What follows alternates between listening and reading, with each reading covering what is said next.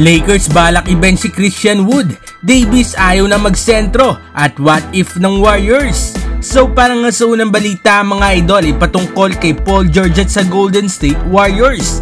Na-draft nga ng Pacers noong 2010 si Paul George, pero sa podcast ito ay meron nga itong malaking what if.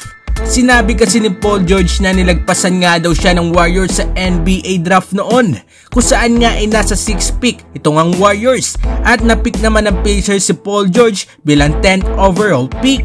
So kung ginawa nga daw ng Warriors mga idol na piliin siya noon, ay meron nga daw sana silang Steph Curry, Paul George at Klay Thompson.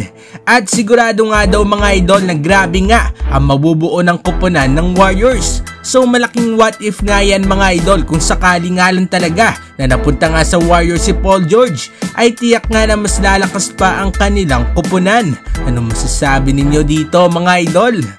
At para naman sa sunod na balita ay patungkol kay Anthony Davis. Ayon nga sa report ng ESPN ay nilinaw na nga daw ni Anthony Davis sa Lakers organization na gusto nga nito ng mas maraming support sa sentro. Nang sa gayon ay hindi na nga daw nito kailanganin na maglaro nga ng maraming minuto sa center position.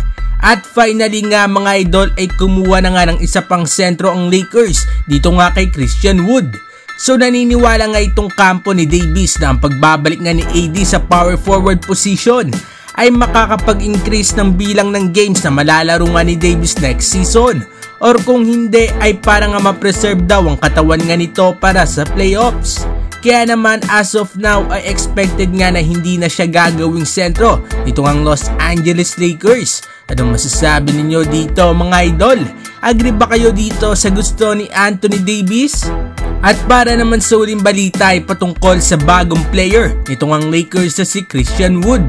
Matapos makuha ng Lakers si Christian Wood na isang stretch big ay marami nga nag-e-expect na siya ang magiging starting 5 ng koponan. Para nang sa gayon nga ay lumakas nga ang puwersa ng Lakers sa front court. Pero ayon nga sa report ni Jovan Buha ng The Athletic ay ang expectations nga daw sa Lakers ngayon ay hindi nga itong si Wood ang kasama ni AD sa front court nga sa kanilang starting 5, kundi nga mga idol ay itong si Rui Hachimura, at itong si Christian Wood nga daw ay manggagaling nga sa bench. Si Wood nga daw ang magiging primary backup ni Anthony Davis sa sentro at mag-a-average nga lang daw ito ng 20 minutes per game. Anong masasabi ninyo dito mga idol?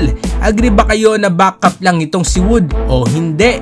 Magkomenta sa baba at ating babasahin yan. Huwag kakalimutan na mag-like at subscribe para sa iba pang balitang NBA. Maraming salamat po.